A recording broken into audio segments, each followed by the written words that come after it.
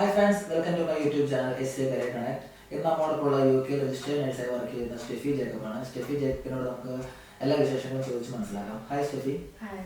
നമ്മുടെ പ്രേക്ഷകർക്ക് വേണ്ടി ഒന്ന് ഇൻട്രൊഡ്യൂസ് ചെയ്യണം. എൻ്റെ പേര് സ്റ്റെഫി ജേക്കബ്. ഞാനിവിടെ UK റോയൽ ലിവർപൂൾ യൂണിവേഴ്സിറ്റി ഹോസ്പിറ്റലിൽ നഴ്സായിട്ട് വർക്ക് ചെയ്യുവാണ്. ഓക്കെ. സ്റ്റെഫി നാട്ടിലെവിടെ പഠിച്ചതറിയാം? നാട്ടിൽ ബാംഗ്ലൂരായിരുന്നു പഠിച്ചത്, നഴ്സിംഗ് പഠിച്ചത്. നമുക്കിവിടെ UK നഴ്സായിട്ട് വർക്ക് ചെയ്യണമെങ്കിൽ NMC രജിസ്ട്രേഷൻ നമ്പറൊക്കെ വേണം. അതെ അതെ, അതിപ്പോൾ നമ്മളിവിടെ വന്നിട്ടാണ് എടുക്കുന്നത്. അത് നാട്ടിൽ നിന്ന് OIT ക്ലിയർ ചെയ്ത് കഴിഞ്ഞാൽ ഇവിടെ ഇൻ്റർവ്യൂ പാസ്സായി കഴിയുമ്പോൾ നമുക്ക് അതിന് അപ്ലൈ ചെയ്യാൻ പറ്റും. അതിൻ്റെ പ്രോസസ്സ് എങ്ങനെയാണ്? NMC പ്രോസസ്സ് നമുക്ക് വൺസ് OIT സ്കോർ കിട്ടിയതിന് ശേഷം ഞാൻ കുറച്ച് ഏജൻസീസിനെ കോൺടാക്ട് ചെയ്തായിരുന്നു. അപ്പോൾ എൻവർട്ടീസ് അങ്ങനെ കുറച്ച് ഞാൻ എൻവർട്ടീസ് വഴിയായിട്ടായിരുന്നു വന്നത്.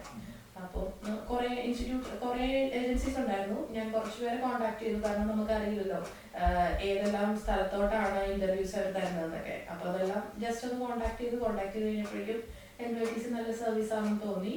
അങ്ങനെ അവരുണ്ടായിരുന്നു നമുക്ക് ഹെൽപ്പ് ചെയ്തത് പ്രോസസ്സിങ്ങിന് നമ്മൾ തന്നെ ചെയ്യുവാണ്. 2 സ്റ്റെപ്പ് പ്രോസസ്സിംഗ് ആയിരുന്നു NMC.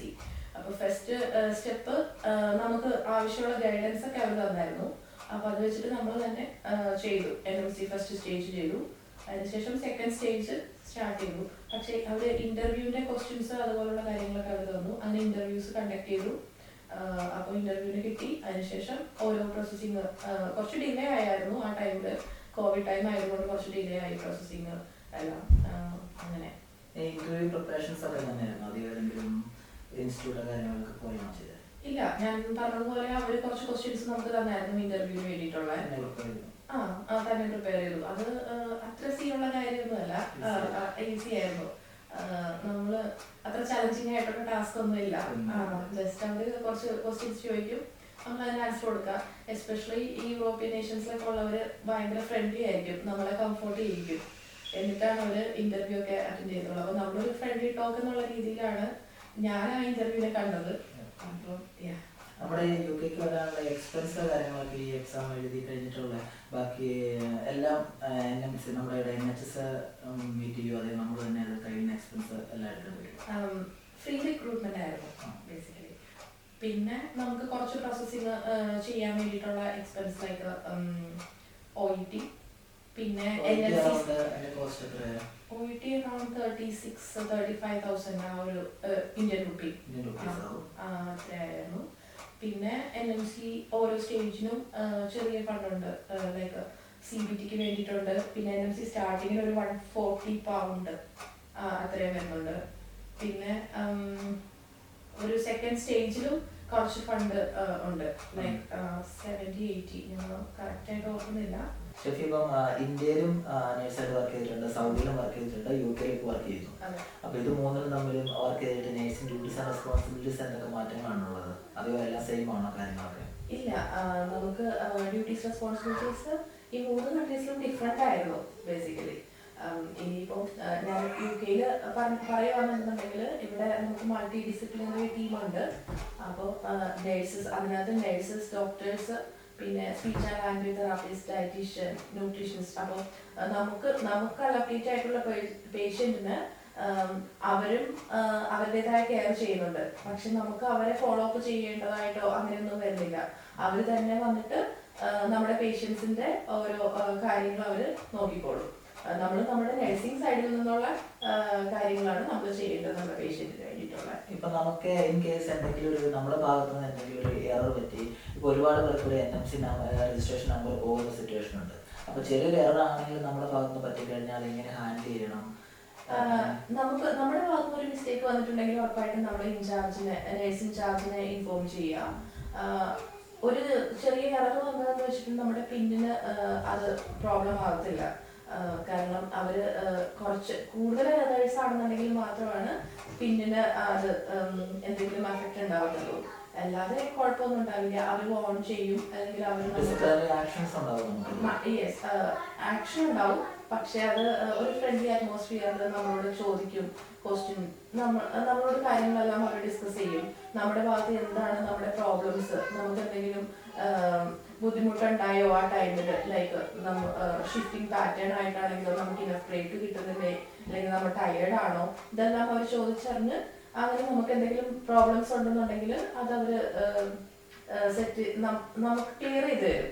ഇപ്പം ഇൻ കേസ് നമ്മളൊരു പേഷ്യൻറ്റിനെ അവർ നന്നായിട്ട് നോക്കിയിട്ടില്ല, അതൊരു പേഷ്യൻ്റ് കംപ്ലൈൻറ്റ് റേസ് ചെയ്യുവാണെങ്കിൽ നേഴ്സിനെതിരെ അതെങ്ങനെയായിരിക്കും പോകുന്നത് ഹാൻഡ്ലിംഗ് ഒക്കെ? നമ്മൾ ഞാൻ നേരത്തെ പറഞ്ഞ പോലെ തന്നെ അവർ നമ്മളെ ഒരു ഇന്റർവ്യൂ റൂമിൽ കൊണ്ടുപോയി നമ്മൾ കംഫർട്ടബിൾ ആയിട്ടുള്ള ഒരു സോണിൽ ഇരുത്തി നമ്മളോട് ക്വസ്റ്റ്യൻസ് ചോദിക്കും. ലൈക്ക് നമുക്ക് എന്തുകൊണ്ടാണ് അങ്ങനെ ഒരു അറ്റ്മോസ്ഫിയർ അല്ലെങ്കിൽ ഒരു ഇൻസിഡന്റ് വരാനായിട്ടുള്ള കാര്യം, നമ്മൾ ടയേർഡാണോ, സിക്കാണോ, നമുക്ക് ഇനഫ് ബ്രേക്ക് കിട്ടുന്നില്ലേ, അപ്പോൾ അങ്ങനെ എന്തെങ്കിലും നമുക്ക് ഇഷ്യൂ ഉണ്ടെന്നുണ്ടെന്നുണ്ടെങ്കിൽ അവരത് സോർട്ട് ഔട്ട് ചെയ്യും. എന്നിട്ടും ഈ ഇഷ്യൂസ് ഒക്കെ സോർട്ട് ഔട്ട് ചെയ്തിട്ട് നമ്മൾ വീണ്ടും വേറെ ഉണ്ടാക്കുകയാണെന്നുണ്ടെങ്കിൽ നമുക്ക് അവർ ട്രെയിനിങ് തരും. ഇപ്പൊ നമ്മൾ നമ്പേഴ്സിലായിരിക്കും. നമ്പേഴ്സ് മീൻസ് ഇപ്പം ഞാൻ ബാൻഡ് 5 വർക്ക് ചെയ്യുന്നുണ്ടെങ്കിൽ ഇതുപോലെ ഒരു എറർ സംഭവിച്ചു കഴിഞ്ഞിട്ടുണ്ടെങ്കിൽ അവർ സൂപ്പർ ന്യൂമറി കാറ്റഗറിയിലോട്ട് നമ്മളെ മാറ്റും. ലൈക്ക് നമുക്ക് കൂടുതൽ ട്രെയിനിങ് തരാൻ വേണ്ടിയിട്ട്. അപ്പോൾ ആ ട്രെയിനിങ് ഒരു 1 വീക്ക് ഓർ 2 വീക്ക് നമുക്ക് ആ ട്രെയിനിങ് കിട്ടിയതിന് ശേഷം നമ്മൾ വീണ്ടും നമ്പേഴ്സിൽ നമ്മൾ ചേഞ്ച് ചെയ്യും. ഇനി അതല്ല നമുക്ക് ആ ഒരു ഡിപ്പാർട്ട്മെന്റ് നമുക്കൊട്ടും അഡ്ജസ്റ്റ് ചെയ്യാൻ പറ്റുന്നില്ല എന്നുണ്ടെന്നുണ്ടെങ്കിൽ നമുക്ക് അവർ ഡിപ്പാർട്ട്മെന്റ് ചേഞ്ച് ചെയ്യാനുള്ള ഓപ്ഷനും നമുക്ക് തരും. അപ്പൊ നമുക്ക് ഇഷ്ടമുള്ള ഡിപ്പാർട്ട്മെന്റ് നമുക്ക് ചൂസ് ചെയ്യാൻ പറ്റും. ഒരുപാട് പേർക്കുള്ള സംശയമാണ്, നേഴ്സായിട്ട് ഇവിടെ വന്നു കഴിഞ്ഞാൽ നമുക്ക് പാർട്ട് ടൈം ജോബ് ഇപ്പം NHS അല്ലാണ്ട് നമുക്ക് പുറത്ത് കെയർ ഹോമിൽ ചെയ്യാൻ പോകുന്ന ഒരുപാട് നേഴ്സുണ്ട്. അപ്പൊ നേഴ്സായിട്ട് അങ്ങനെ പോകുന്ന അതിന്റെ ഒരു കാര്യങ്ങൾ അങ്ങനെ ചെയ്യാൻ പറ്റുന്നതാണോ? അവർ ഓവർ ടൈം 20 hours മുകളിൽ പറ്റുമോ? എന്റെ അറിവില് 20 hours എബവ് നമുക്ക് പറ്റത്തില്ല. വൺസ് നമ്മളിവിടെ 37.5 hours നമ്മൾ NHS വർക്ക് ചെയ്യുവാണെങ്കിൽ 20 hours നമുക്ക് ഏജൻസി ആയിട്ടോ അങ്ങനെ വർക്ക് ചെയ്യാൻ ഇല്ല. NHS നമുക്ക് അവർ നമ്മൾ സ്പോൺസർ തരുന്നുണ്ടെന്നുണ്ടെങ്കിലും അവരോട് നമ്മൾ ഇൻഫോം ചെയ്യേണ്ട ആവശ്യമില്ല നമ്മളിവിടെ എക്സ്ട്രാ വർക്ക് ചെയ്യുന്നുണ്ടെന്ന്. ബട്ട് 20 hours നമ്മൾ ആ വർക്ക് പാറ്റേൺ അസൈൻ ചെയ്തിട്ടുണ്ടാകണം. അതിന് മേലെ ആണെന്നുണ്ടെങ്കിൽ HMRC റിലേറ്റഡ് ആയിട്ടോ എന്തെങ്കിലും നമ്മുടെ പേയ്മെന്റ് റിലേറ്റഡ് ആയിട്ടോ ഇഷ്യൂസ് വരും. പിന്നെ അവരത് ക്വസ്റ്റ്യൻ ചെയ്യും. കാരണം നമ്മുടെ സ്പോൺസർഷിപ്പിൽ 37.5 hours ആണ് NHS നമുക്ക് പ്രൊവൈഡ് ചെയ്യുന്നത്. ബട്ട് എക്സ്ട്രാ 20 hours കൂടി നമുക്ക് വർക്ക് ചെയ്യാനുള്ള, അതും ഹെൽത്ത് സെക്ടറിലായതുകൊണ്ട് നമുക്ക് എക്സ്ട്രാ 20 hours കൂടി വർക്ക് ചെയ്യാനുള്ള പെർമിറ്റ് ഉണ്ട് ഇവിടെ. പിന്നെ NHS പറയുവാണെങ്കിൽ നമ്മുടെ കരിയർ ജേണിക്ക് വേണ്ടി നമുക്കൊരു ആഡ്-ഓൺ കോഴ്സ് ചെയ്യണമെങ്കിലോ നമുക്കുള്ള ട്രെയിനിങ്ങോ നമുക്കുള്ള ബെനിഫിറ്റുകളോ അതിനെപ്പറ്റി ഒരു കുറച്ച് ഐഡിയാസ്.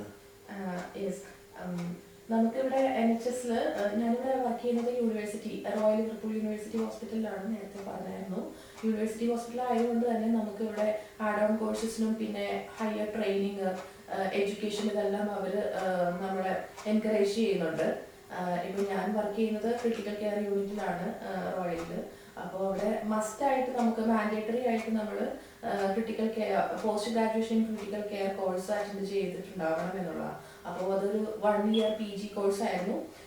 ഞാനത് അറ്റൻഡ് ചെയ്തു. അതിൻ്റെ സർട്ടിഫിക്കേഷനും എനിക്ക് കിട്ടിയായിരുന്നു.